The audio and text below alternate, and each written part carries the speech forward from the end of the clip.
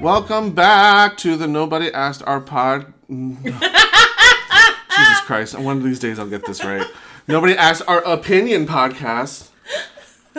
This is a podcast where clear idiots talk about their opinions on all things pop culture. This fucking idiot is JJ. This fucking idiot's Joanna. Good morning. Hi, it's earlier for us. Wow. That's not really my excuse. I'm not good at the English. One day you'll be good at this and people will stop listening to us because they're gonna be like, I like the tomfoolery and the fuckery. The moment I lock my shit down, they're like, no. Deuces, we're out. Bye. We're here for the mess. We're here for the you messiness. Cleaned it up. Yes. Fear not, friends, we will never have our shit together because we're not those people. No. Not even a little bit. Hashtag forever messy.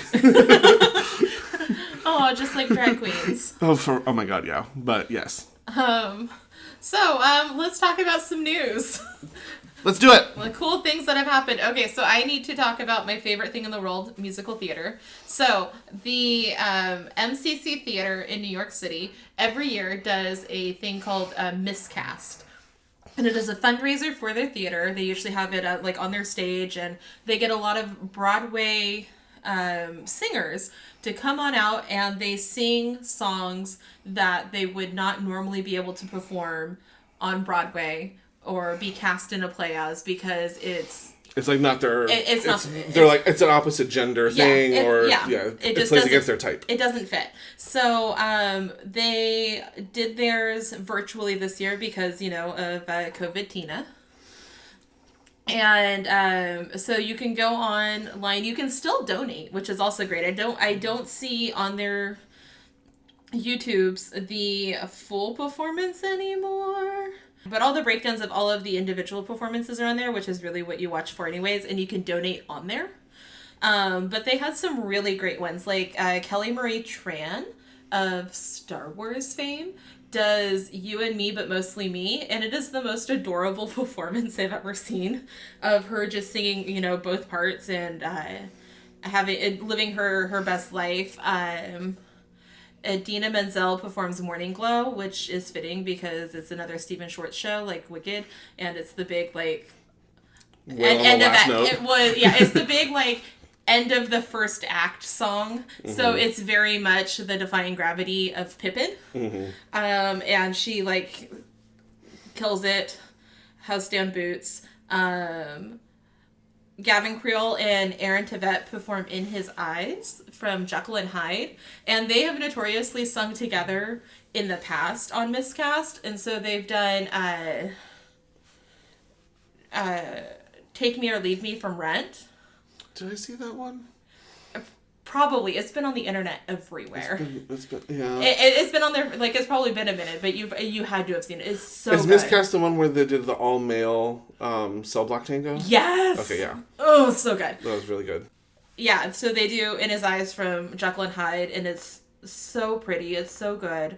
And then one of my personal favorites, which I was sit down and watch this right now, was Billy Porter does the Diva's Lament from Spamalot. It's pretty fucking good. It's so good. Billy Porter, there is no miscast for Billy Porter because Billy Porter is a goddess of singing. Yeah, you cannot put Billy Porter in a wrong role. My favorite thing when I'm just need a pick-me-up is to watch his Gypsy Rose performance at the Tony Awards.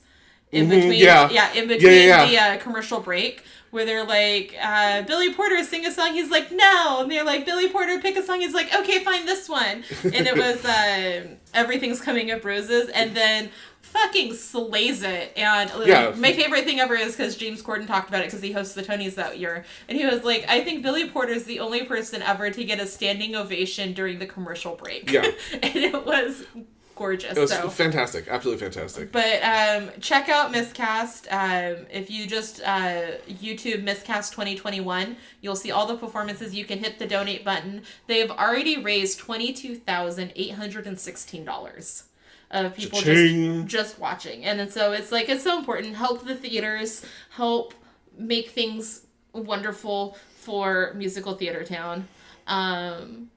Because it makes my heart happy and you won't be disappointed. It's so good.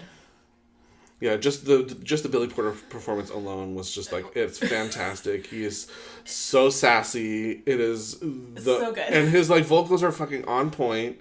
And he's just wailing in his living room, and you're just you know what, fuck you, Billy Porter, and your fucking talent.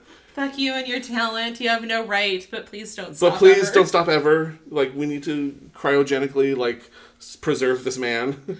I mean, speaking of Billy Porter and big news this week. Absolutely, yeah. Billy Porter has revealed his HIV status. He's been HIV positive for I forget how long when he said he was diagnosed, but for a little bit of time. It's not like he found out yesterday. No, it's been a minute. It's been it's safe to say that he's dealt with this for the greater portion of his adult life, and what finally came to get him to kind of speak out is that with Pose ending, and in Pose, Billy Porter plays an HIV positive man living with the disease in the late 80s, early 90s, and so it's just kind of I've said everything I wanted to say through. He quotes through a surrogate his character, and now he wants to kind of live his own truth, which is great. There needs to be more positive HIV positive representation in the media, and to show that to erase the stigma that comes with it now, because it's not that. I mean, it's not a by any means this fun it's gonna be fine disease, but it's also not the scary thing that it was. It was not it's not the death sentence it was when it first came. When it first came to light in the 80s. No, absolutely, and I think that we are starting to see more and more people come forward and start talking in a positive light as far as saying this is where I am. A year or two ago, Jonathan Van Ness came out and said, hey, I'm living with HIV. He's living with it, yeah, absolutely. And, he's it doesn't hinder my life. I take a pill. I do, I'm happy and doing what I can, and this is who I am and where we're at. Because he wanted to help erase that stigma. And I think Billy Porter coming out to be able to say, hey, this is my truth also, is doing wonders for the community in general, for erasing the stigma, the shame that comes with it. He in the article I'm looking at a CBSNews.com article. He's quoted to saying, "It is time to let go. So it's time to let all that go and tell a different story. There is no stigma. Let's be done with that. It's time." And he's right. It's time. Word. We are honestly this close to getting a cure for HIV. There have been reports of huge leaps in finding a cure, and it's about time that people view this disease as basically treatable, and that it is nothing that you need to feel that you're it's not the death sentence as it was back in the 80s, when it was just killing members of the it started with the LGBT community at first, and before it started going out and before it started branching out into other communities, and it wasn't until that time when it was starting to basically once more and more heterosexual people were getting contracting the disease, and it was clear that it wasn't just a gay disease. Yeah.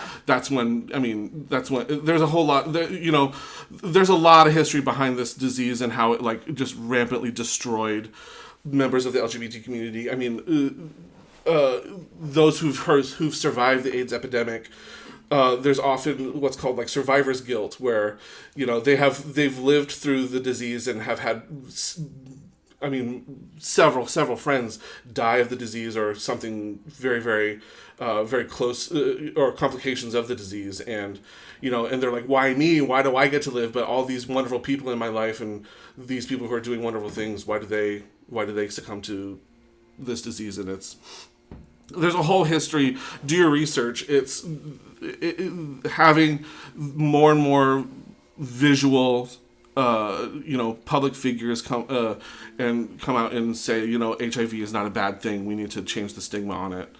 It's a good thing. So, congrats to Billy Porter. We fucking love you. We need you in all of our lives. Forever and for always. Forever and for always. And keep singing more beautiful things. It brings joy to my heart. If I want to feel something, I listen to his. Speaking of Pose, him and MJ Rodriguez do "Home," their home duet from The Wiz. Oh God, fucking beautiful. Oh, so good, so good. It's not fair. No, it's not fair. But I want it. How good it is. Oh yeah, no, absolutely. But I want it. I want it all. I want all of them singing all the time because MJ Rodriguez is great. Like her version of Suddenly Seymour with George Salazar. Like the fact that they made that like a beautiful like out for her to be able to sing it because she ain't no soprano and that's fine. Is just wonderful. It's so good. So good. I just want singing all the time. Speaking of singers, Demi Lovato has come out as non-binary and we support them. Yes, we support you, Demi, and Demi has had a rocky life, a rocky relationship with the press and with the fandom and just people just talking utter bullshit about not just her, her struggles with their struggles with drug abuse, body image. Relationships, just everything. Like this poor person has been like the butt of so many jokes, and they're fucking living their lives as true as they can be, and as strong as ever. Yeah, for real. Like haters back off. That let them be their own person. I think that like. Oh God, I read through like a whole bunch of comments of just people being like, oh, Demi's just looking for attention. And I'm like, no, pretty sure not. No, that's not it. Nope. Pretty sure they're just trying to live their truth. Same thing like when Elliot Page came out as transgender. And everybody was like, boo, you were born a woman. No, that's not what transgendered means, friends. And let him live his life. So, haters back off. Leave Demi alone. I feel like the Britney Spears leave Demi alone. Yeah, I literally had that moment driving here. I was just like, I feel like the video. I get it. Also, leave Britney alone. Leave everybody alone. Just let these people live their lives. I get it. Like celebrity,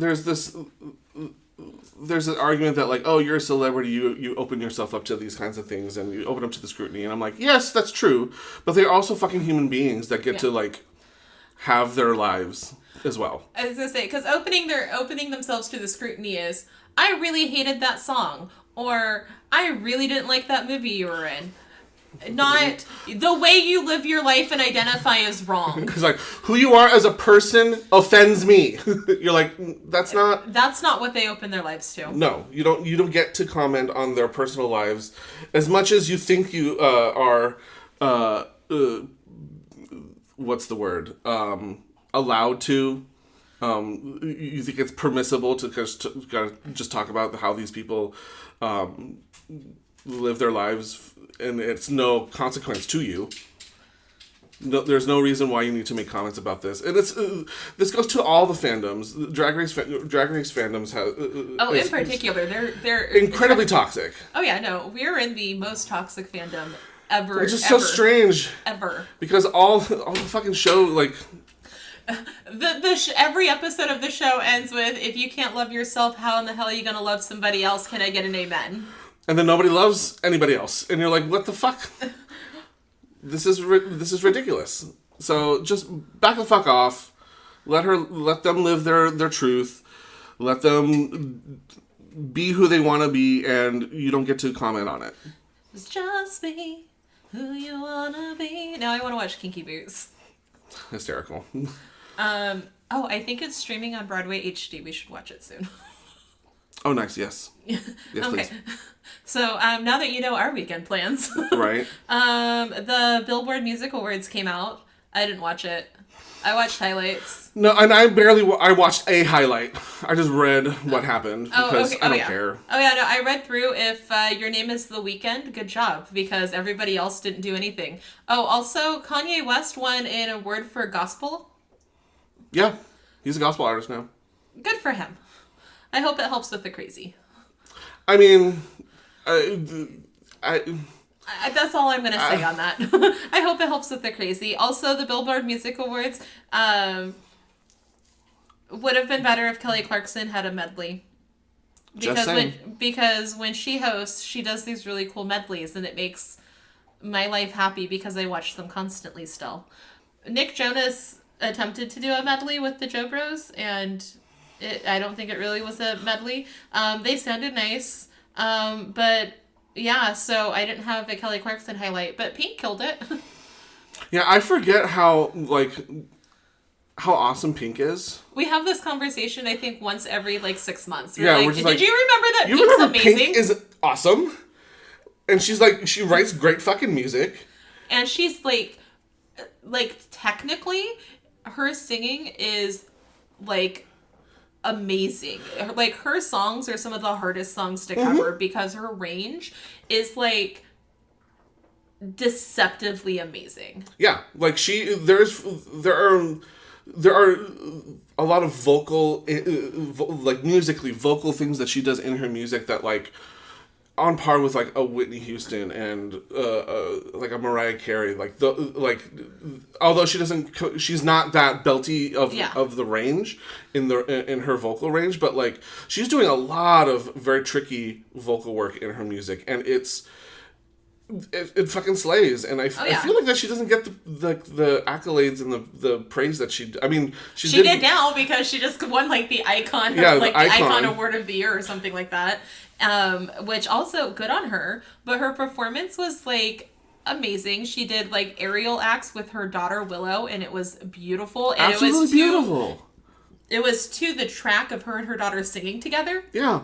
It was the most beautiful thing I've ever seen, and just watching her interact with her daughter, and how right at the very end of the performance, her daughter's so ecstatic that they completed, and they just have this really sweet mother-daughter moment, you did great, that was awesome. And then her daughter is just so cute. She's like, okay, bye. She runs off, and then just goes. And then Pink goes to continue to fucking slay. And slays the house.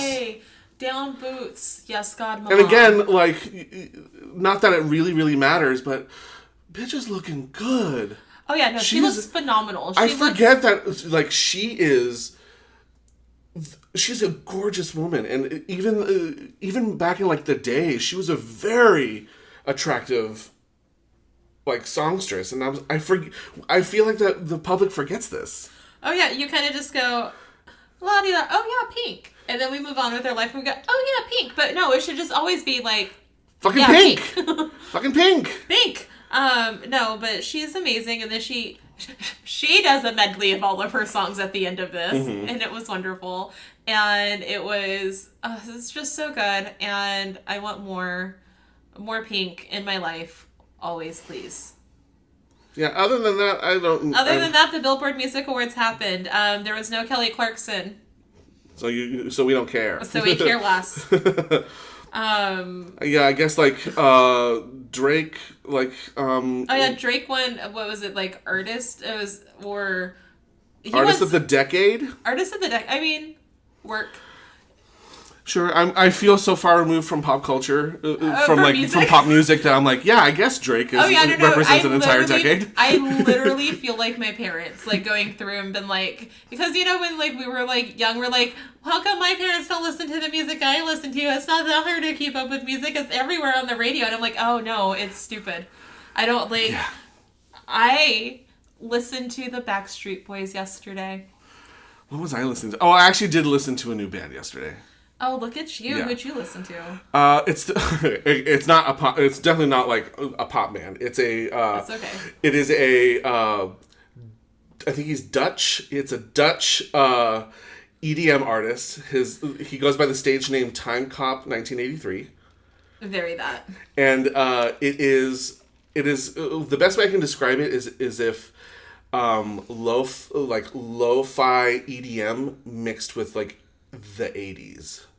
It's very like synth pop, but that like sounds fun. It's very synth pop, very trip hop, like sort of Massive Attack-y meets like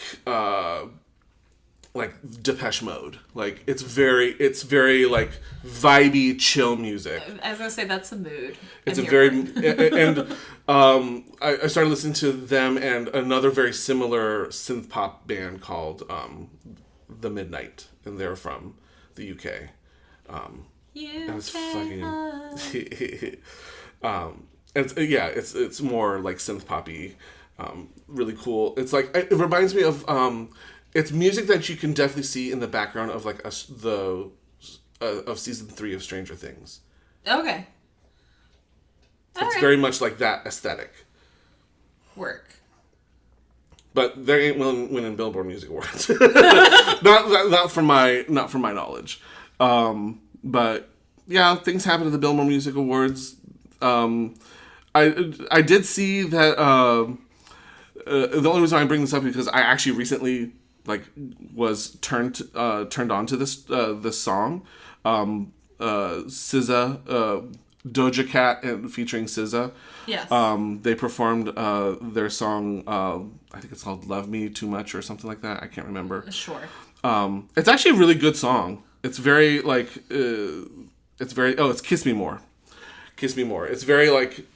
It's very jazzy, like hip hop jazzy. It's actually like. Again, kind of, it's very chill, vibey music. I like chill, vibey music. Yeah, you do. Maybe what we should do is reintroduce ourselves to the music of the children, and we'll listen to it like a new song every week, and we'll talk about it. And be like, did you guys listen to this Post Malone track from like 2016?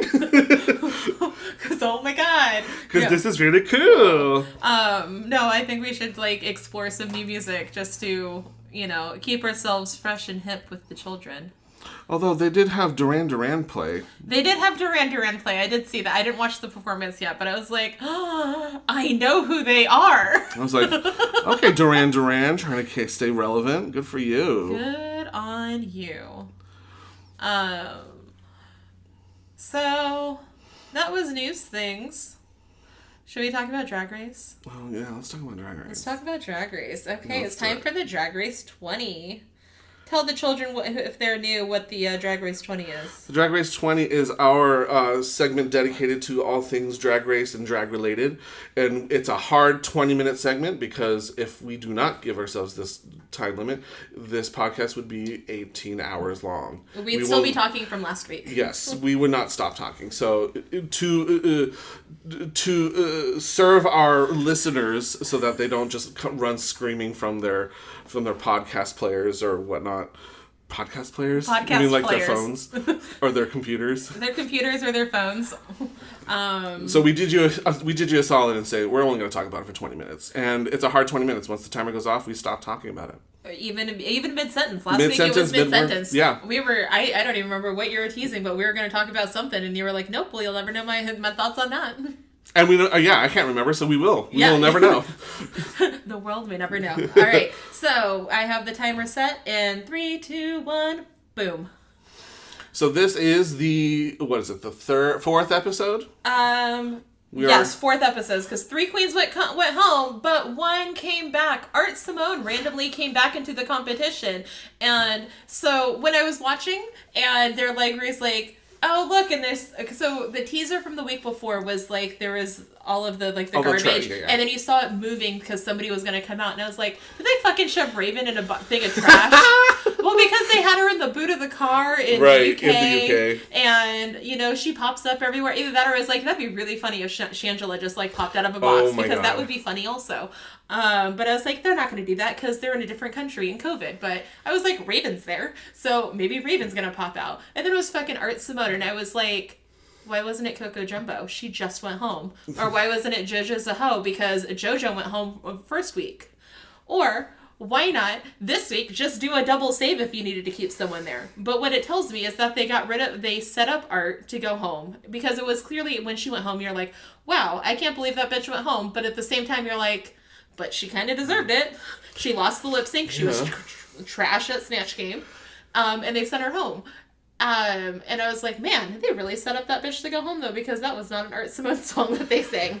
Right. And I was like, fucking production. They set it up just to bring her back, and now we have only white queens. Even though last week we only had white queens because Coco went home, but it was, like, white queens who, like, earned quotation marks their way in, I guess. I don't know. And white queens in quotes because they still haven't addressed Scarlett Adams' problematic blackface history. I mean, we still technically have a queen of color because Scarlett Adams is a queen of color when she chooses to be. Yeah. When she decides to appropriate another culture. Gross. Yeah, I was like, are we over this bringing back old queen, like, eliminated queens? I feel like this was... Or they should have done, like, or if it was like, oh, we have an extra episode. Like, have them all compete to come back. Have them do that for, like, push up the makeover challenge and have them make over the girls and that girl can come back into the competition, a la, like, a Trixie Mattel. Or do something to make it interesting. Well, didn't Trixie, they just brought that bitch back, right? No, Trixie during that one, no, it was the makeover challenge because her and Pearl got made over as the conjoined twins and she had the braces. Oh, that's right, and then because they brought back got to bring somebody back. I remember that. Yeah, because they brought back Trixie, but they really should have brought back Mrs. Kasha Davis because Kasha she was attached via the vagina. Yeah. Oh my god, I forgot about this. And they were like smoking down the runway. It was so good. It was so good. And I think what happened is that one of them took a drag and then the other blew it out. Yes. I was like, It was so good. That's not even anatomically correct, but that's hysterical. Well, I mean, they were attached by the vagina. It was so smart. It was so ridiculous, and really, Mrs. Kasha Davis should have been back in the competition. I love me a Trixie Mattel, but I think they only brought Trixie back because they knew that she technically won that lip sync against Pearl. Yes. Trixie has won 2 lip syncs in her life. We just don't acknowledge one of them, unfortunately. Yeah, unfortunately. But yeah, I thought we were over bringing back new queens, and especially in this fashion, like if they could have done something cool like that. Or they should have brought, they should have brought back JoJo because JoJo was the first queen out, like they did with who was it? I don't remember who it was. They brought back somebody because they did the first like double elimination. They're like, well, we need to bring a bitch back now. Who was that first bitch? Was it like Elisa Summers or it wasn't Elisa Summers? It was. I don't remember who it was. I don't even remember what season it was. It was season 5? I'm trying to think. There's so much drag race. There's so much drag race going on in my brain, in my brain noodles. It wasn't Cynthia Lee Fontaine. No, because she got brought back the next season. It was, I can see her face because she went home in like a neon look. She was fierce. She was big in the pageant scenes, but only lasted like a couple of episodes. Naysha Lopez? Naysha Lopez. That's what it was. It was Naysha Lopez.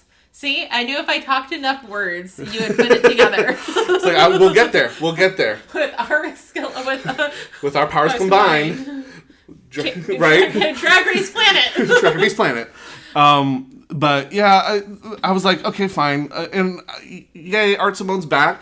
Because, I mean, everybody was gagged when she left. Oh, yeah. So I guess we're like, yay, she's back. But I was like, well. No, it was the way it was done was such a slap in the face to, especially to like Coco Jumbo, who just went home, who also did a very good job in her lip sync and was a controversial elimination.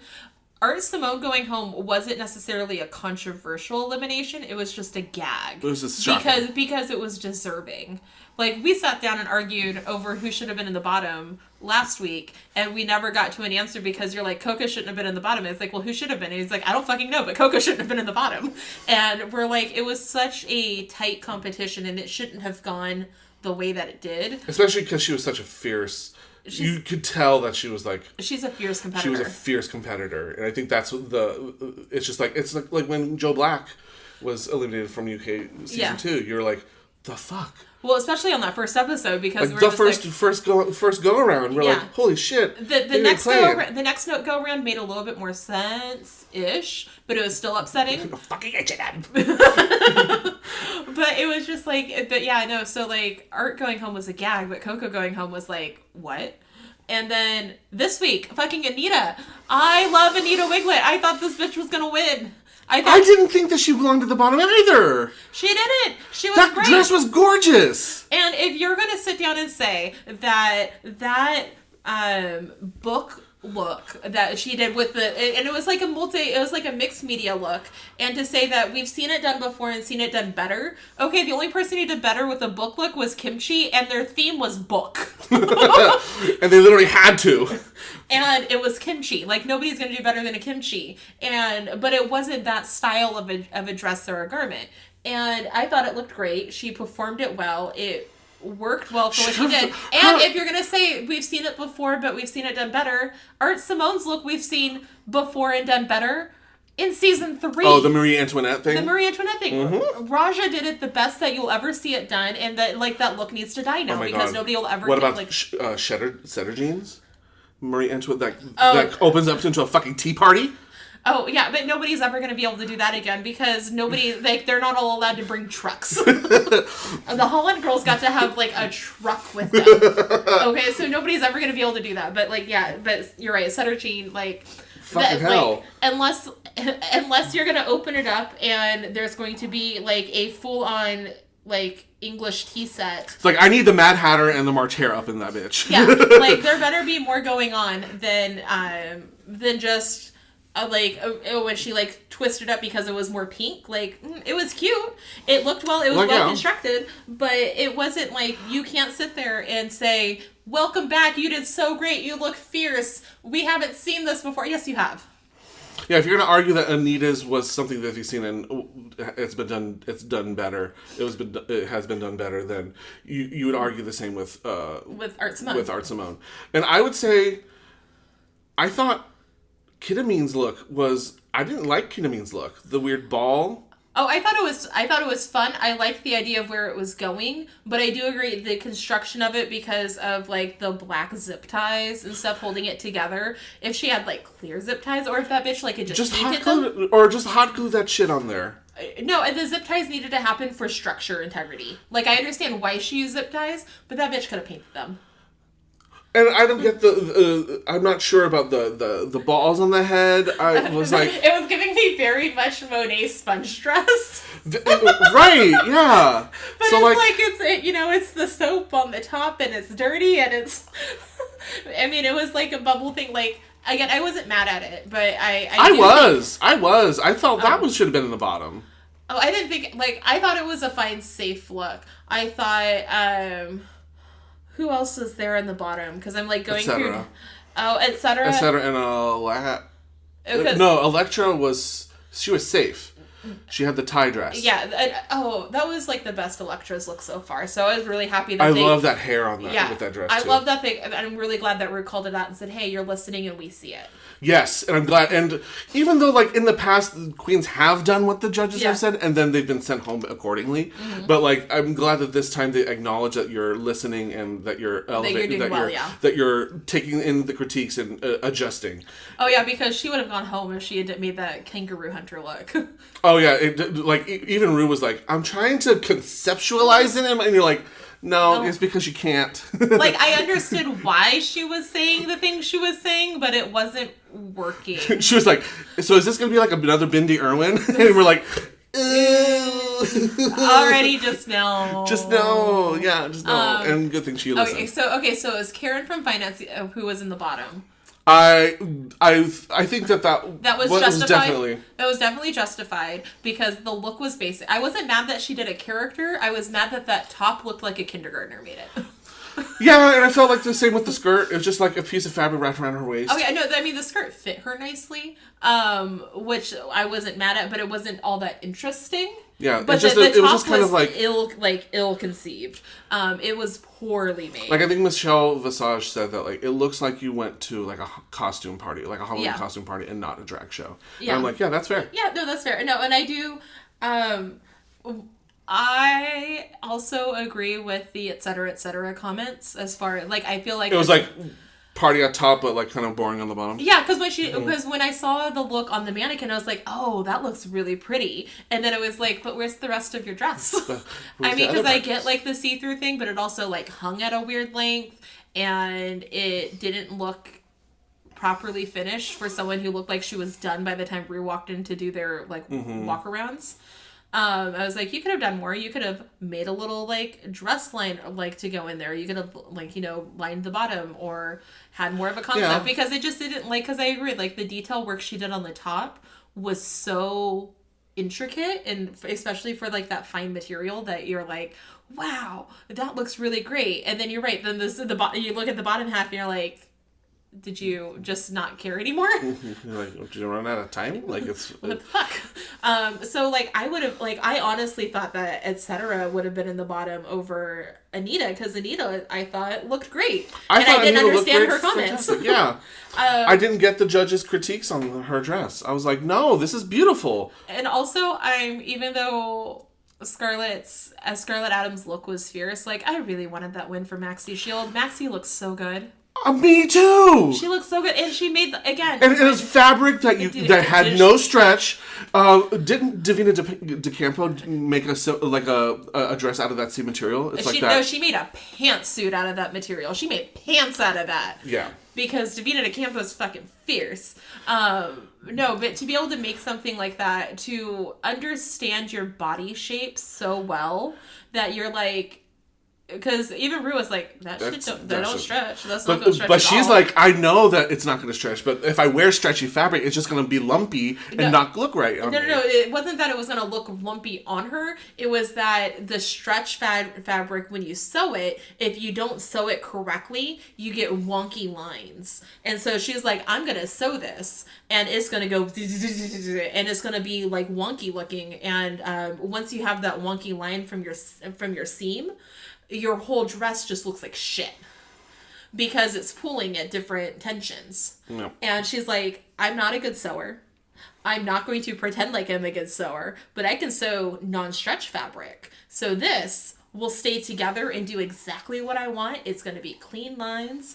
And I love that she was like, she is not a skinny girl. She's a bigger girl. And she wore a fucking crop top and a pencil skirt. And, it was fucking beautiful. And that fucking, like, cool... it's like the crimped, like... red hair. Red kind of, like, waterfall bang. And she didn't look like a matron. She looked like a young, fresh, like, cool girl. She looked punk rock. Because usually when she's, because it was very Vivienne Westwood. And when... Usually, like, so far what we've seen from a Maxie has been, like, this, you know... madam look. She's always been like kind of a lady of a certain age. Granted, she isn't. She is of a certain age, but she doesn't. She just show you don't gotta dress like that all the time. Yeah, now. It's nice to get to see this kind of side of her, and I think as much as, but again, fucking Drag Race loves their skinny ass model.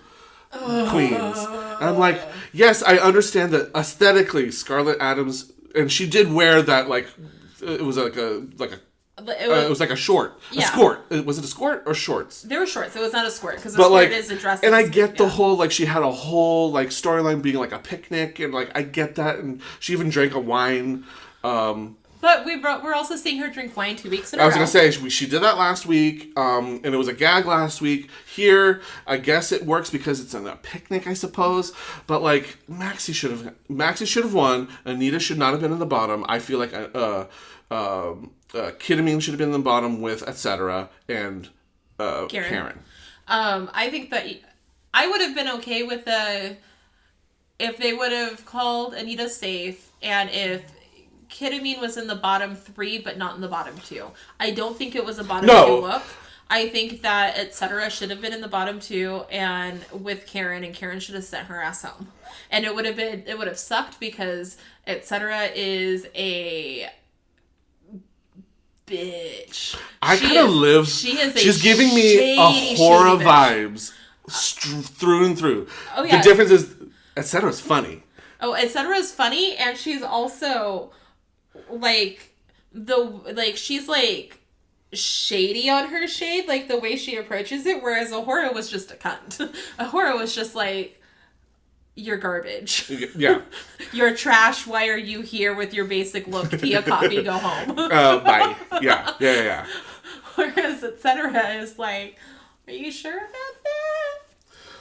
I mean, she had several shady, and I was living for them. She had several shady moments when she was talking to, who was she talking to?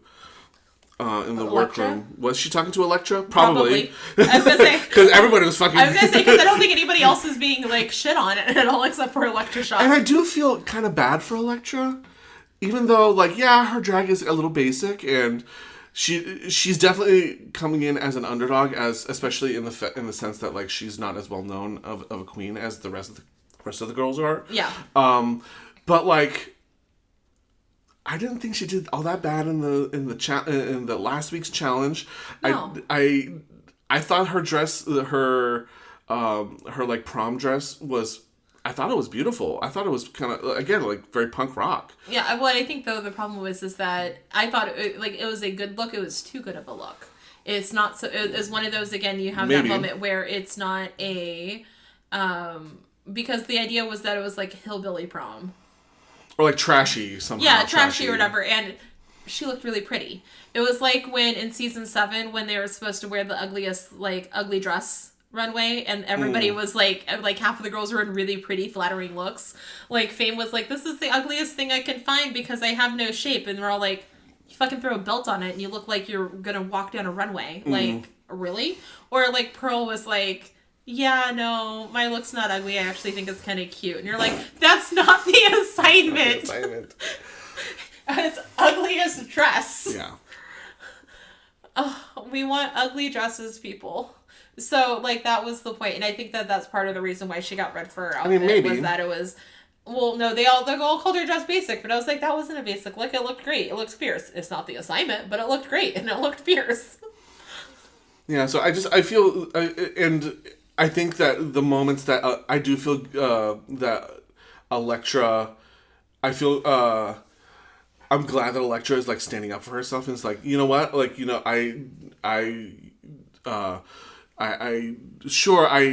think she was talking to, who was she talking to? Scarlett, about sure, I know that dance choreography is more than just doing the splits kicks, or whatever, doing kicks and splits and shit like that. But I'm a good dancer. I've done this, and this. I know what good choreography is. And then those shady bitches in the confessionals are "Oh, you're a backup dancer," and I'm for really famous people, you still need to be on fucking point to be even a backup dancer for Jessie J. For a Jessie J, or did you think she toured with Beyonce? Yeah. You have to be on point with that choreography. Oh yeah, no, there is no ifs, ands, or buts about it. You have to be good at what you're doing, and they're just shitting on her. Yeah, they're just shitting on her. And I get it because she's been in the bottom a couple times, and she was safe this episode, so we don't know going forward what her trajectory is going to be, but she did good at this episode, and I'm glad that she got a kind of a little clapback redemption moment. No, for sure, and that tie look was pretty. I want it. But yeah, since Anita's gone, I don't know I guess Karen's winning or Art's winning because they fucking brought that bitch back. So I'm I guess Art Simone's gonna win again. I guess just replace Anita with Art. I guess, I don't know. I'd rather Karen from finance win at this point because she didn't go home yet. I mean, fair. Yeah, that's fair. Although they teased the next week's episode, and it's still not a scripted acting challenge. How have we not had a scripted acting challenge yet? And already a Snatch game. Oh. That's okay, our timer. Bye. Just we are. All right, we're going to take a quick break. Goodbye.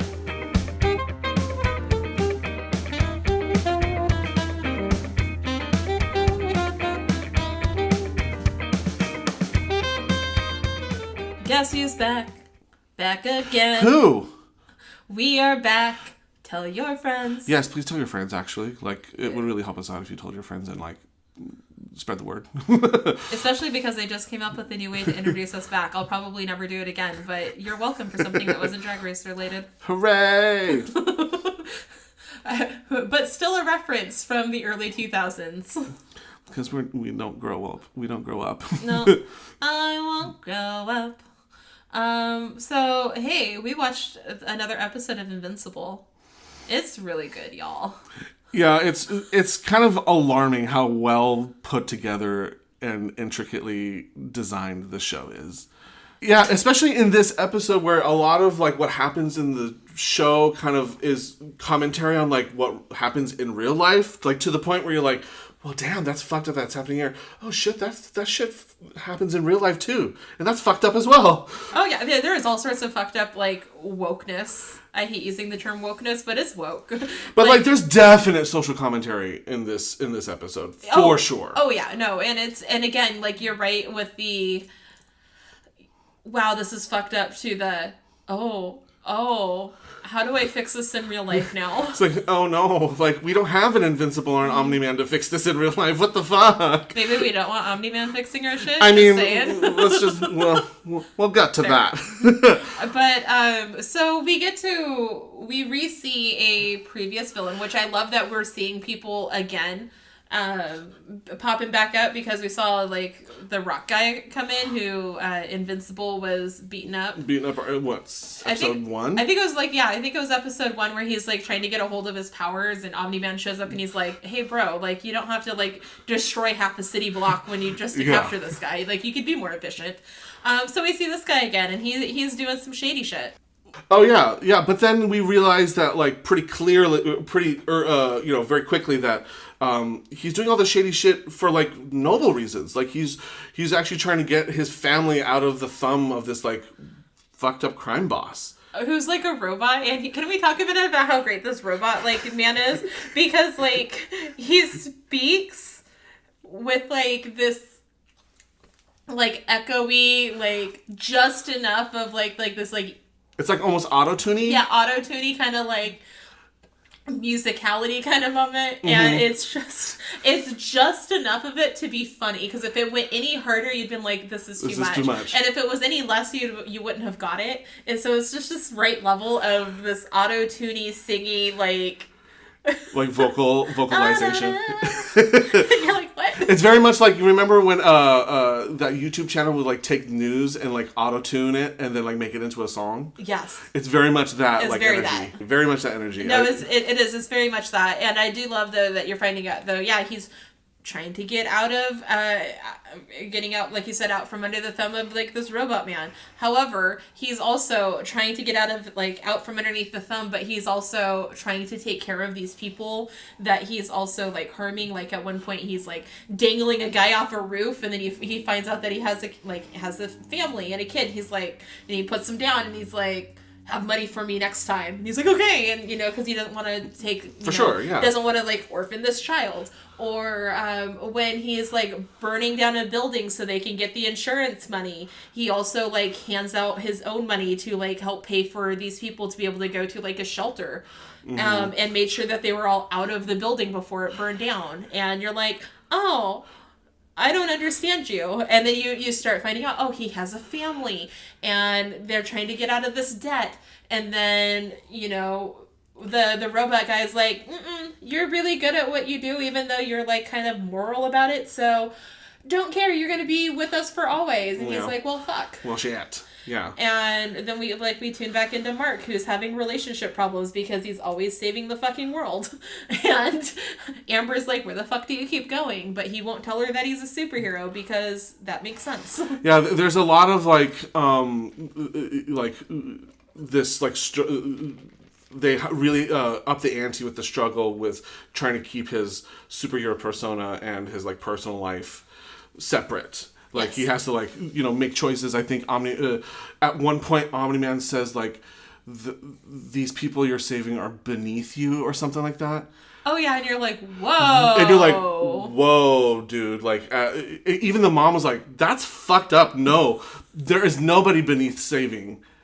And you should try your best to save as many people as possible. But at the same time, you need to find balance or whatnot. Yeah, so I do think it's, like, we are seeing, like, this father-son dynamic, which we still have been seeing throughout the whole show, which I really appreciate. There's still this through line of, like, Mark being like, oh, I really want to go I need to go hang out with my girlfriend. Like, I have to be here because I'm supposed to meet her parents. And he's like, no, no, you're training. He's like, okay, fine, go. And then he goes, but he's still like 2 hours late. Right, and obviously that puts a strain on their relationship, and it comes to a head in this episode where she's like, you need to do this and be there on time and be there for me, because not only am I depending on you, but the lives of these people are depending on you. Because she's a fucking good human, and it's like, we're volunteering at a soup kitchen to feed the homeless. At a community center that she herself grew up in. Yeah.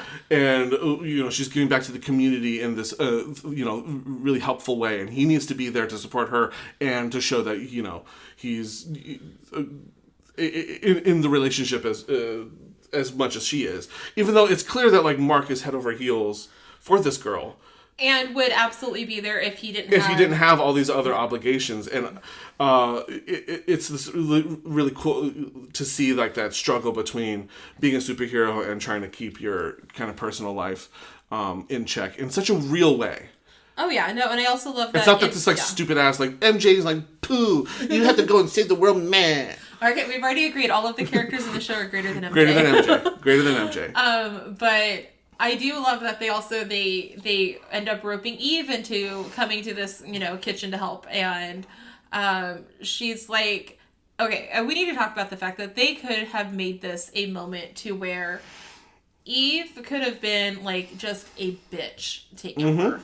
Or Amber could have been jealous because she walks up on Eve and Mark talking all the time because they're friends. Yeah. And they work together, saving the world. But she doesn't know that part. But they're friends and they're together a lot. And never once do we see Amber go, you can't hang out with Eve, or why are you talking with her? Why are you here with her? Instead, she walks up on them talking and she's like, hey, this is what we're doing. Hey, are you available? Do you want to come with us? Like, do you want to meet me here to come do this also?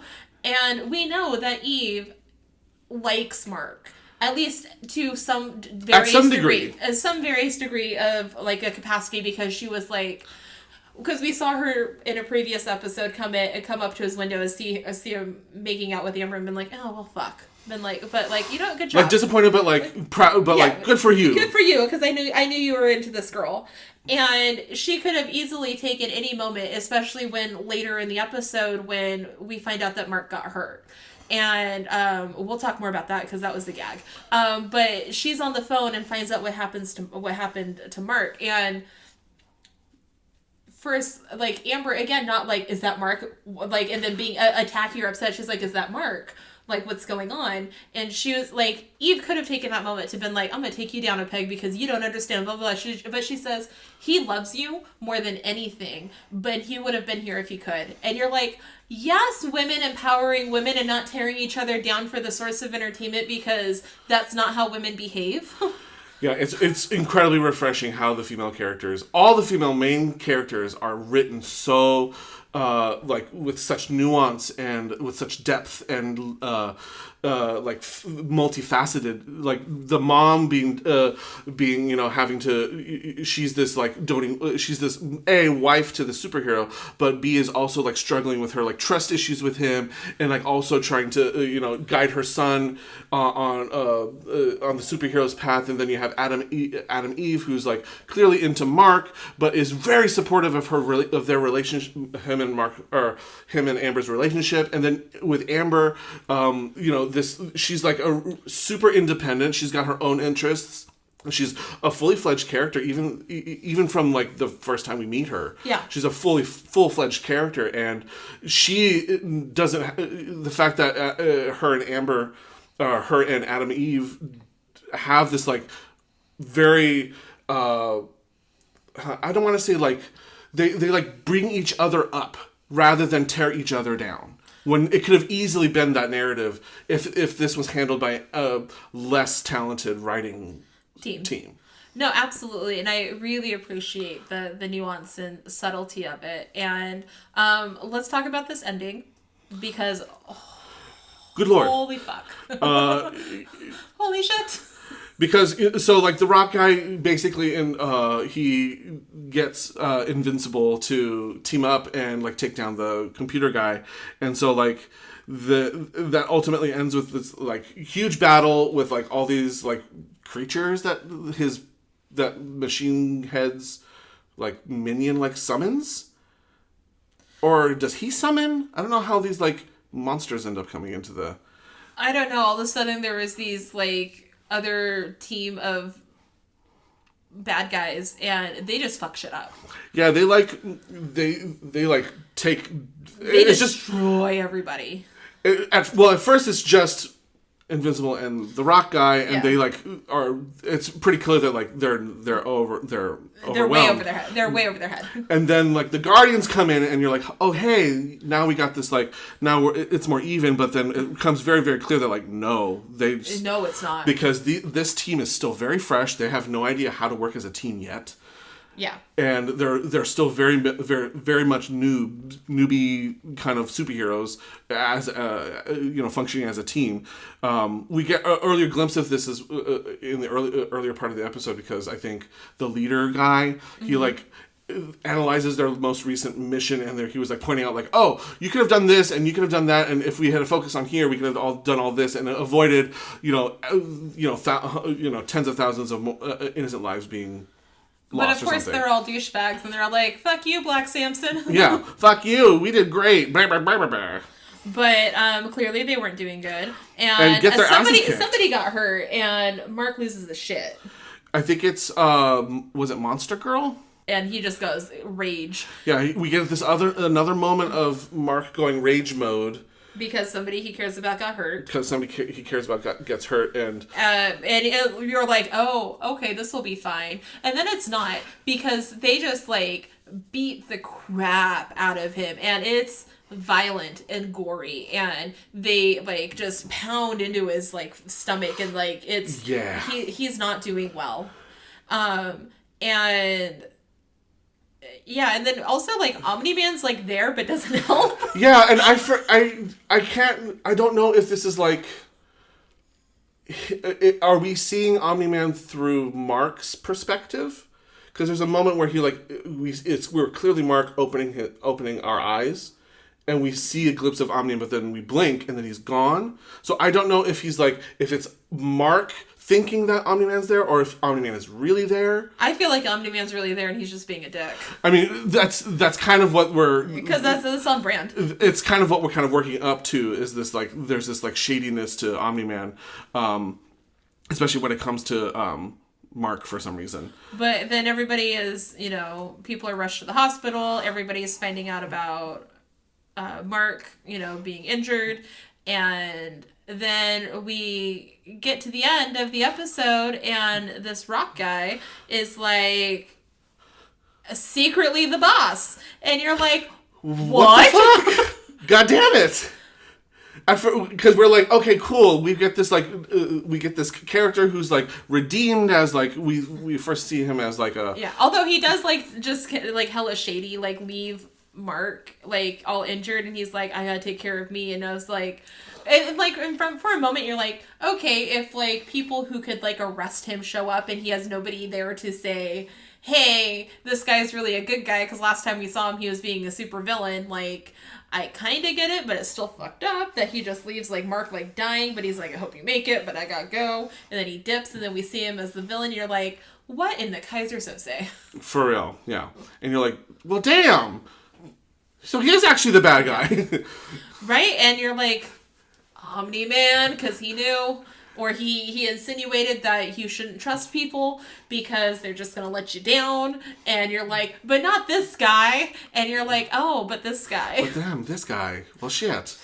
And that's a really cool, like, flip that they keep tossing. It's like, oh, is this idea of, like, who's good, who's evil, what is good, what is evil. it's constantly being questioned. You're like, oh, this guy is clearly a good guy or a bad guy. Oh, he's like, oh no, he's trying to just like save his family and blah blah blah blah blah. It's like, oh, but now he orchestrated this entire thing so he can like take over some like crime syndicate that he was ousted from or something like that. And you're like, well, what the fuck? I don't know what to think anymore. Yeah, especially with like Omni-Man now, and we're like, oh, we thought he was good. Like at the end of the first episode, like, well, fuck. I don't know anymore. I don't trust this guy anymore. Now this is Game of Thrones. Nobody's safe. Nobody's safe, and you're just like, yes, this is like superhero Game of Thrones. And we don't know who's on whose side and who's good, who's not. Also, robots like making like a clone of like Rex. Yeah, because he has like Rex's blood. Because like last week he like touched his shoulder and like stole some blood. You're like, what the fuck? And then he's like has the Mahler twins. Replicating things, so I'm like, what the fuck are you doing? What is this? What's going on here? What the fuck is going on here on this day? Yeah, so like it's I can't wait until we get to the end of this because I'm like, there's so much. 3 more episodes. I know we've got a few more episodes to go, but that means 3 more weeks. We got this. We got this. I hate waiting. Speaking of waiting, hey JJ, did you watch The Queen's Gambit? I did. So you watched the first episode of The Queen's Gambit. Do you love it as much as I do? Oh my god, it's I knew that it was gonna. I mean, obviously, I'm like a year late to the party. I mean, at least you got to the party. It's so good. Yeah, but yeah, it's really well done. For those, for those who don't know what Queen's Gambit is, it's basically about this girl who like becomes like a chess. Like she's a chess prodigy, and we get introduced to her in the first episode. We find out that she's an orphan. Her mom, I think it's her mom that gets into a car accident, and it's super ambiguous the first episode, and it stays super ambiguous for a while. Yeah, like we're told that the parents are dead, but like.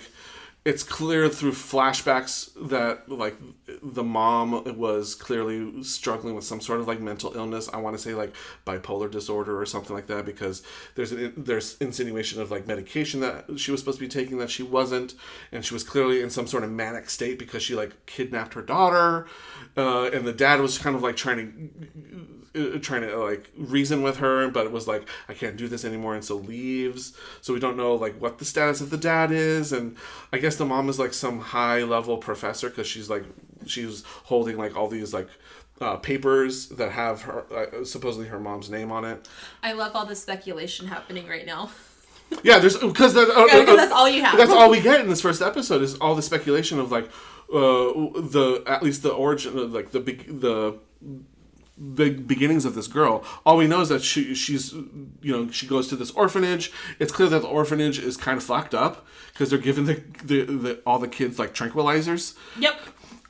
Which they call them vitamins. Yeah. Take your vitamins. Take your vitamins. Yeah. No, they're definitely just. They're straight drugging up these girls so that they would like just comply and just like be told and just like behave. Fun fact. Historically accurate. Yeah, during that time period, that was literally what they did to orphans. Yeah, so like it's the mental health industry has had very very checkered past. Yes, to say the least. To say the least, especially amongst like the poor, impoverished orphans. Oh, in this case for sure. Yeah. And then you meet your favorite character. Who's your favorite character? I love Jolene. Only because she's like, she plays like she's an older orphan. She's clearly like a teenager. Mm-hmm. A little jaded. She's very jaded and kind of takes Elizabeth, the main character, under her wing. She immediately tells her, "Oh, don't take the green ones until the nighttime. That's when they work the best." And we first meet her. We don't even meet her. We hear her because the moment Elizabeth walks into the orphanage, she's like, "Here." The headmaster's like, "Here's the orphanage," and then Jolene's like, "You cocksucking motherfuckers!" And you're just like, "Oh hey!" And then the orderly is like, "Jolene, what I've been telling you, you naughty little girl." And I'm like, Jolie knows what it's about. I was like, I don't know who this bitch is, but she's my favorite. She's fantastic. And her character stays pretty on point throughout the series as you see her. Don't get too attached because we don't see her consistently. I would figure as she like gets out of the orphanage, but I mean I don't know. You're like it's pure speculation, but I'm just letting you know. Jolene's the best, but don't expect her to savor her while you can. Yeah, save her, appreciate her while she's there. Yeah. And so like while Elizabeth is getting accustomed to life at the orphanage, she clearly starts becoming addicted to the tranquilizers. She like hoards them, like she won't take them for several days at a time, and then will take all of those pills at one time at like some sort of like at night or something, so she can totally straight trip. Yeah, so she's just like tripping balls. Yep, having fun, just having a blast, being high as fuck. All the while she finds a janitor in the like basement. Yeah. And first he plays chess. Yeah, and he finds that she finds him there just playing chess all by his lonesome, and she's like, I want to learn. And he's like, fuck off, no. Yeah. And she's like, fine, okay. I do love the misdirect there because you're like, because it's like a pause and you're like, oh, this is where she learns. This is where she learns. And he's like, no, fuck off, get away. And then like locks the door so that she can't come back in. And you're like, oh. Well, you're like, okay. Well, how the fuck does this bitch learn how to play chess? But he eventually like softens up and like starts teaching her like basic moves, basic strategy things, and then like it's pretty clear that she picks it up very, very quickly. Yep. I don't know if it's because that's the way she thinks, or if it's because of all the drugs. I'm going to tell you right now, don't take drugs because you think it'll make you smarter. That's not how drugs work. No, I know, but like there's an implication that like, because she like imagines the shadows on the ceiling as like a chessboard and like goes through and kind of imagines the moves and stuff. The moves and stuff. So I don't know if it's because she's hallucinating because of the drugs, or if it's because that's how her brain works. There's a definite there's it's not very clear yet. Yes. What's going on. Because it's clear that she believes that she needs those drugs in order to play chess, because she gets invited to the high school to play chess, but the orphanage is like, oh, we're not giving you vitamins anymore. And she's like, the fuck? I need to get my vitamins. She even goes to Jolie, is like, do you got any extra vitamins? Like a straight crackhead. And, Jolie comes in clutch and is like, oh, I gotta give, I'm gonna say, I would give Elizabeth good luck. Say good luck to her as she leaves, and she hands her like a handful of pills. Yeah. And so like there is this like connection, or at least we're led to believe that she thinks that she can only function with the pills. Yes. Whether that is, if the pills are making her a chess master, or if it's something that she naturally is. Yes. Predisposition for it. Yeah, I will say that the pills cannot make a chess master. However, the pills, you are led to believe that the pills do help her see things more clearly. Yeah, like there's some sort of like connection between, or at least we're led to believe that she believes that there's this connection with the drugs. Whether that connection actually exists. I mean, again, this is episode 1, bitches. Like, we don't know nothing. Oh, yeah. But she does go to the high school and then completely hands all of those high school boys their asses. Oh, yeah. To the point where, like, she's recounting. I love this little scene because it's so cute. Yeah. Because you forget that, like, this is a 9-year-old girl. Yeah. She's a child, but she's like recounting all this kid tried to pull this move, his stupid ass, and I just checked him in 3 moves. Yeah. And all the while she's like telling this to her the janitor while she's like eating chocolates, like a little kid telling her dad how her day was, and it's really adorable. And it's like we get a feeling at this point that there's like a relationship building between these two. Like this is definitely like a father figure to Elizabeth. He's definitely taking her under his wing as like a protege, if not like almost like a pseudo daughter. Yeah, I also do love that like very like in a very sexist kind of way, when the high school coach is there to like see if this kid's really as good as they say she is, they're like, oh, you're great, here's a doll. Here's a doll for you to play with. And this bitch is like, the moment she gets a chance to, throws that shit out. She's like, oh, thank you. Like, it's so great. Yeah. And then it's like, it goes upstairs and it's like, no. Toss it in the trash. She's like, I don't want this shit. No. No, thank you. But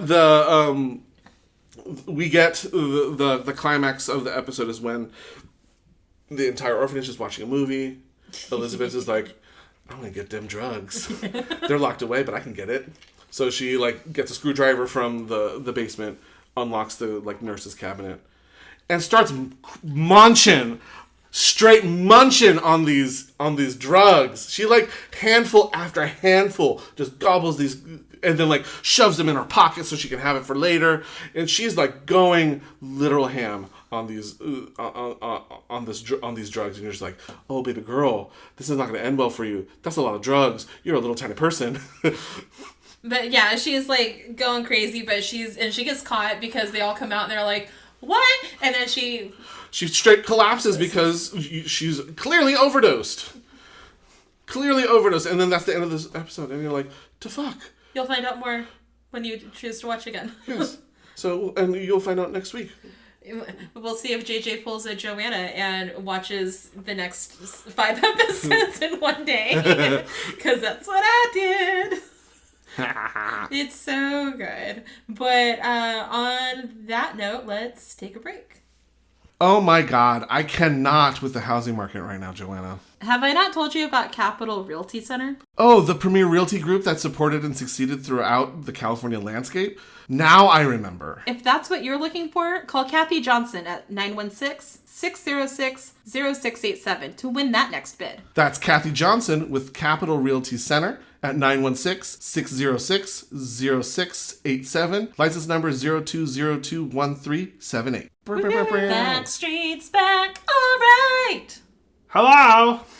Hey, let's talk about cool shit coming up, because there's a lot of cool shit coming up. We have a longer list today than we normally do. Well, I think it's also because like we're heading into the summer blockbuster movie season now that like things are starting to open up. So like all the trailers are happening. You mean because we can have a summer blockbuster season? Yay!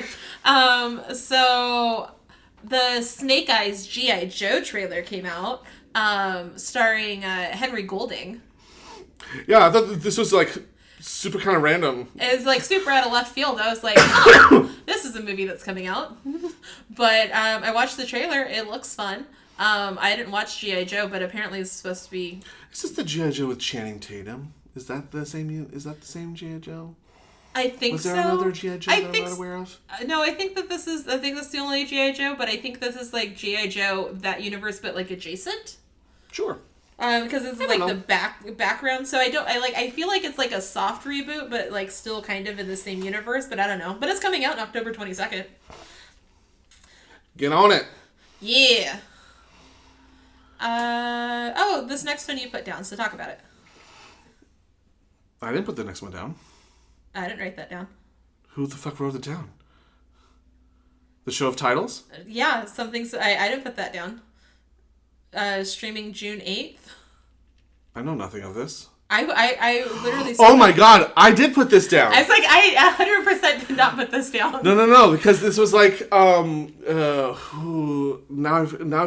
it's another benefit concert for like Broadway actors streaming, starting June 8th, which is fucking soon. It's, like literally all the people are in it. I think it was, Zachary Quinto. Oh fuck! I completely forgot about this. I'm Googling right now. What is it? Yeah. Show of titles, not title of show. That's something different. It's like a sequel. I see Jake Gyllenhaal. I see Lea Salonga. I see Vanessa Williams. Williams. Was it Glenn Close? Is that another one? Streaming fundraiser will feature songs penned by a whole bunch of people. I want to see... interpreting these songs will be Annalie Ashford, Glenn Close, you are correct. Len Caro, Darren Criss, Santino Fontana, Kelsey Grammer, Heck yes. David Allen Greer, also yay. Jake Gyllenhaal, Joshua Henry, love him. Isabel Hubert, Norm Lewis. I fucking love Norm Lewis. Like, there's a lot of, like, really great names attached Patti to this. LuPone, Rob McClure, Brian Stokes Mitchell, Melba Moore, Jesse Mueller, Eva Noblezda, Kelly O'Hara, Laura Osnes, Stephen Pasquale, Michael Rupert, Ernie Sabella, I love Ernie Sabella, Leah Salonga, Philippa Sue, Will Swenson, Aaron Tveit, Leslie Uggams, Vanessa Williams, and Patrick Wilson. Viewers can also expect appearances by Broadway-inspired voices, Candice Bergen, Danny Burstein, Bryan Cranston, Sheldon Harnick, John Kander, Angela Lansbury, John Lithgow, Lindsay Mendez, Felicia Rashad, Ben Vereen, B.D. Wong, and Florian Zeller. Like, all the fucking people. All the people. Watch it. Support the actors. Without actors, we don't get fun things. And Joanna's sad if there's no Broadway things. Support the actors. We love them. Yeah, I think it's streaming. I want to say on YouTube, but I can't. They probably have their own website that you can stream it from. Go to playbill.com. Playbill.com, streaming June 8th. Because I don't see where streaming. Yeah, go to Playbill. Tickets go on sale May 17th. Click here for more information. Buy your tickets. Yeah. You'll probably get a link. Speaking of Broadway, Dear Evan Hansen has a trailer. I'm so excited. I love this musical. Ben Platt. We're not going to talk about how old he looks because, you know, he's kind of tired of it. But we are going to talk about the fact that somebody posted about it and said something about how Ben Platt is playing a straight character. Yeah, and the internet was like, the internet was confused. It was like, this has nothing to. This is not a story about a gay teen at all. It's not a story about a gay teen at all because you know what? Gay people can play straight people. Yeah, they've been doing it for years. I think that people were getting confused because a lot of the actors who portrayed Evan Hansen happen to also be gay and are also, I guess, in relationships. Gay people are on Broadway? What? Who the fuck knew this? Gasp. Gay gasp.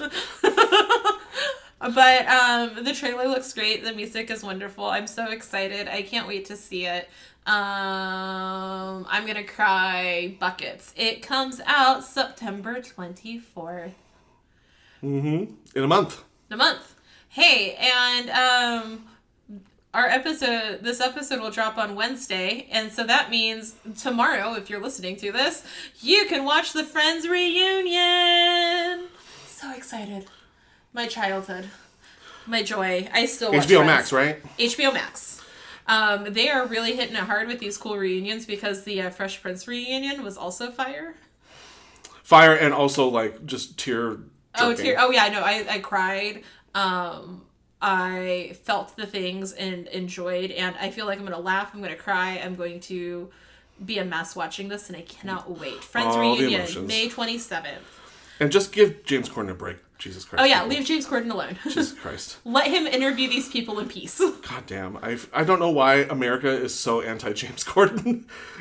I mean, I think he's talked about just leaving and going back to, like, England. And I mean, I wouldn't blame him. James Corden is... I just don't understand. I don't find James Corden problematic. I don't find him irritating. There are far more irritating, like, nighttime, talk show hosts. Or just... Or problematic people.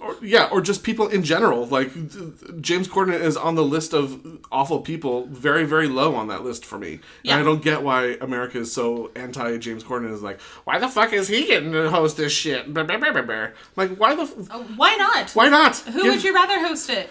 I mean, granted... Who fucking cares? I will say, the fact that Paul Rudd's not in the thing, like...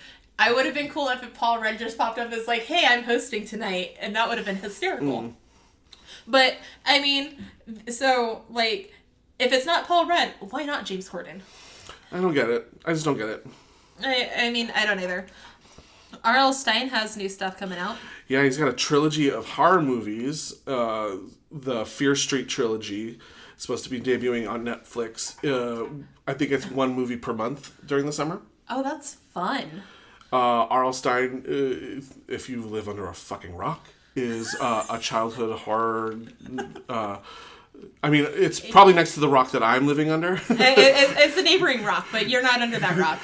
He wrote all of the really fun horror books for all the kids. Goosebumps. Yep, he wrote all of the horror books for kids. They made TV shows out of it. Jack Black has done movies for it recently. The first one actually wasn't that bad. I don't think I saw it. But it was kind of fun. And there was like a scene at the end where R.L. Stine makes like a cameo appearance, and his character's name is his character name is Mr. Black, and Jack Black walks by him. He goes, "Oh, hey, Mr. Black," and he goes, "Hey, Mr. Stine," because Jack Black is playing R.L. Stine. It was silly. Not everybody caught it, but it made me smile. You're like, see what you did there. Because I saw it with my aunt, and I hit her. I was like, "It's funny because that's R.L. Stine." So that'll be fun to watch during the summertime when we have nothing better to watch. And then, okay. Gay gasp. All the gay gasps. Hocus Pocus 2 with the original cast sometime in 2022. And by original cast, we mean Sarah Jessica Parker, Catherine?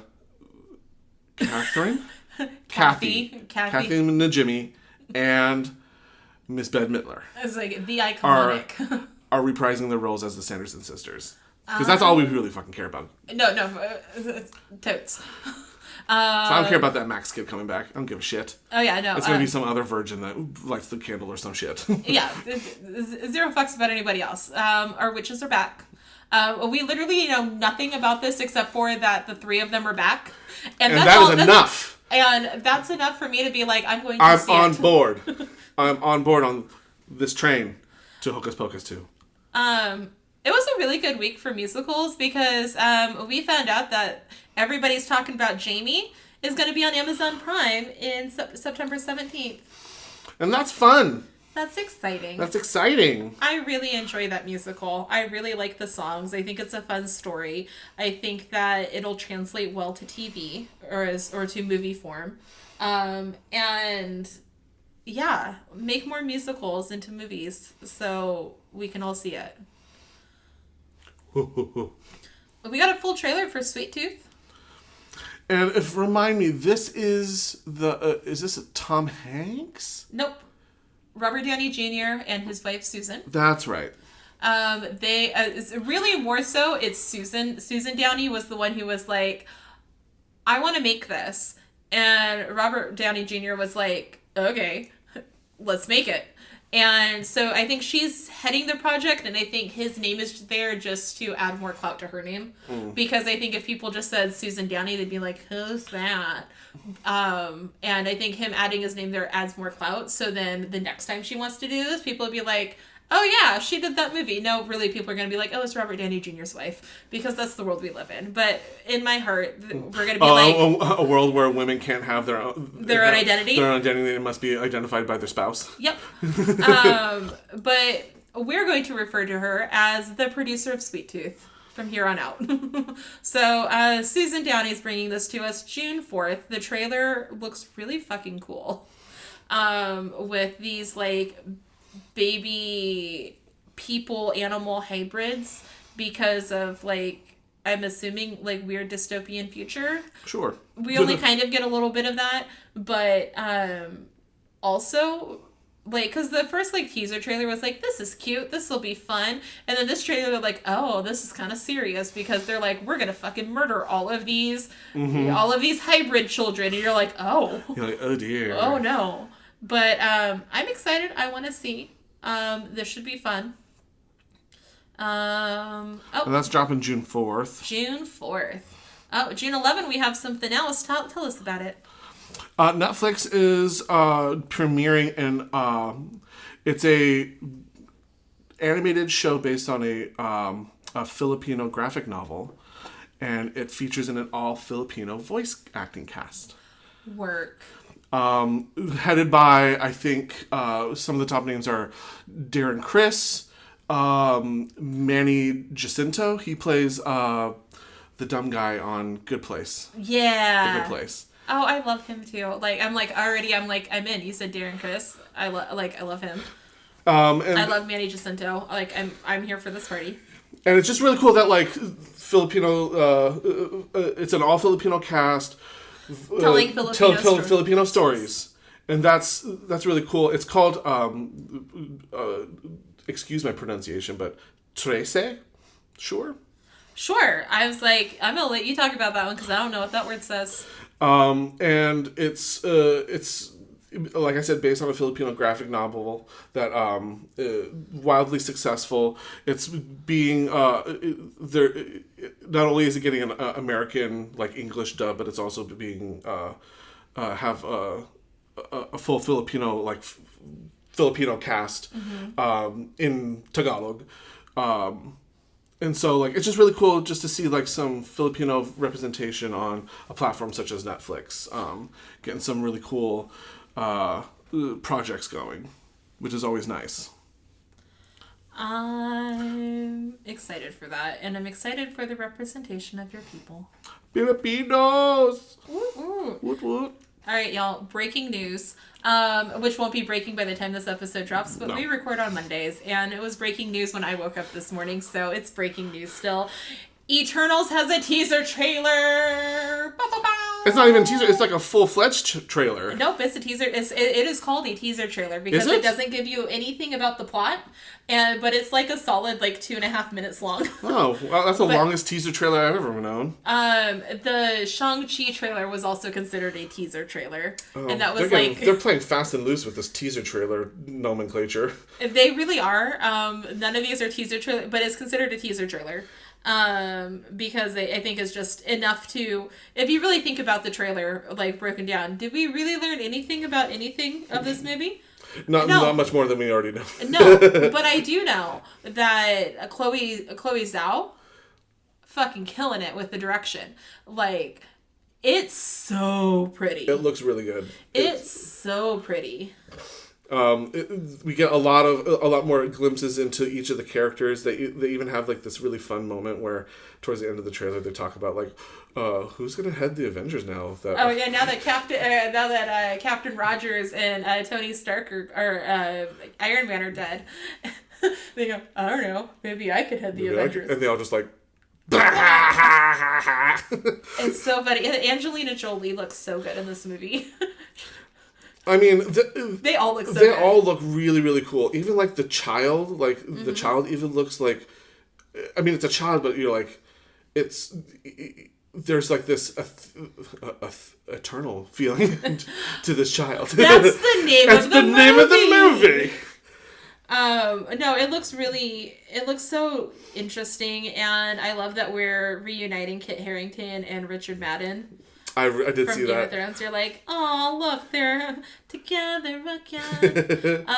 No, but it looks the cinematography is just so striking and pretty, and I'm so glad that we're getting glimpses of these trailers now. There's internet rumors that we're going to get a Spider-Man trailer soon, but I honestly don't think we'll get it. I don't think we'll get a Spider-Man trailer until after Loki premieres. Most likely. Which, I mean, is only 3 weeks away. Oh my god, yeah, you're right. Yeah. Because that's when we're done with Invincible. We finish Invincible, and then we can watch Loki. That's a reward for taking our time with Invincible.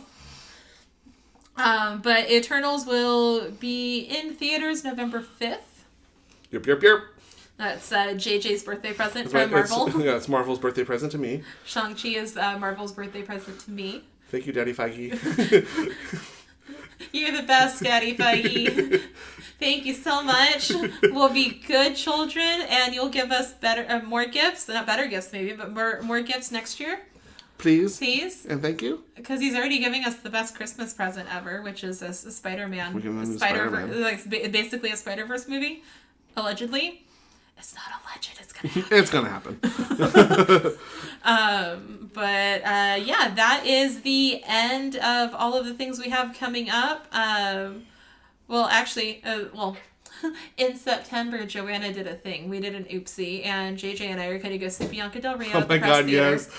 yes. You're like, I did something foolish. I'm doing something foolish. You have to not be busy on this random day in September. You're like, okay, and I was like, great, because I already bought tickets. So, we're gonna go see her first drag show together. Oh, and it's Bianca. Good Lord. Bianca Del Rio, the unsanitized tour, because it's called Unsanitized. Because she's not sanitized at all. It's going to be great. I'm so excited. Tickets weren't that expensive either, which is also thrilling. But that's playing what, at the Crest?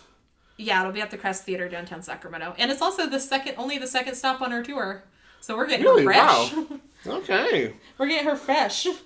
I'm trying to decide if that's a good thing or a bad thing, or if we. I'm totally down of watching her work through material in front of an audience. Yeah, no, I want and she'd be like, "That fucking didn't work. That's getting out."